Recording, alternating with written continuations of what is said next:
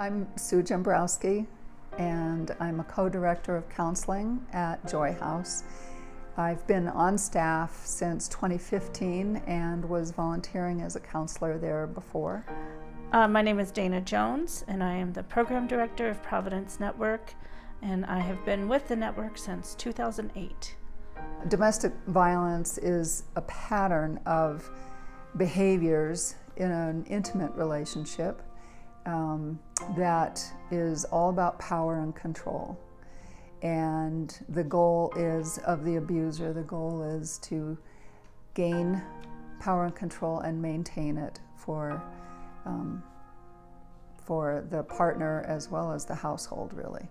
Well, intimate partner violence is characterized by a pattern of abuse and control over the other partner, and that can take different forms, not just physical or sexual, but also through control, intimidation, manipulation, financial abuse, threatening to have the children taken away. Domestic violence affects people of all ages, socioeconomic status, education levels, race, gender. Primarily, it is women who are the victims and men who are the perpetrators, but 85% actually of domestic violence victims are women. About 1 in 3 women experience domestic partner violence, and about 1 in 4 men.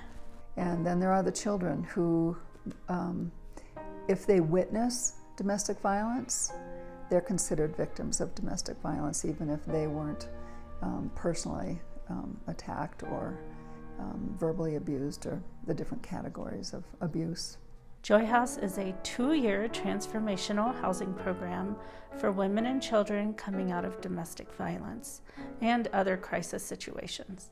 Joy House is a very holistic program. We provide one-on-one counseling for the moms, as well as school-aged children can receive play therapy. We also do group therapy. Each resident is paired up with a live-in staff mentor for encouragement and support, and also accountability with goals.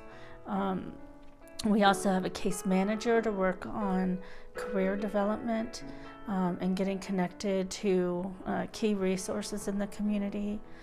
What we often see with women that come to Joy House is, one, they've already been away from their abuser for at least a month, because we're not the place to escape to, but we're the next step. But typically we see a lot of shame and guilt, confusion, not feeling empowered, but that they do have a hope, and that they do have dreams and goals that they aspire to, but just need some support. Because we see the value of the human being, no matter what mess they've come from, we provide homes where they're loved, where they experience that, where they experience acceptance and safety, emotional safety, and physical safety. We come alongside them in all areas of their lives. So they come in and they might have legal challenges, and drug charges and probation and all kinds of things that are part of their past, and our live-in staff walk alongside them and help them take care of those things. When I think specifically about how we help with domestic violence, often there are not custody orders in place, or mom is in the process of going through court, and parenting time and decision making needs to be established. Sometimes they're afraid to do that. Other times they may have things in their own background, like substance abuse, and they're afraid to talk to the courts about that. So we offer a lot of support with women going through that process. We have legal resources to connect them to. We also love to go to court with them so that they know they have support. We can often provide letters to the court testifying to their character. And we really encourage women to be honest. Even if they do have substance abuse in their background, courts just want to know that you're addressing it head on and that you're getting the support you need. You know, it'd be real easy to think of our women as victims, and they are, but it doesn't stop there. We really want to empower them. We don't want to create a dependency on us. We want to support the goals that they're trying to achieve, the dreams that they have. I think one of the things that I love most about working at Joy House is watching the aha moments when I work with individual ladies or when I run group therapy.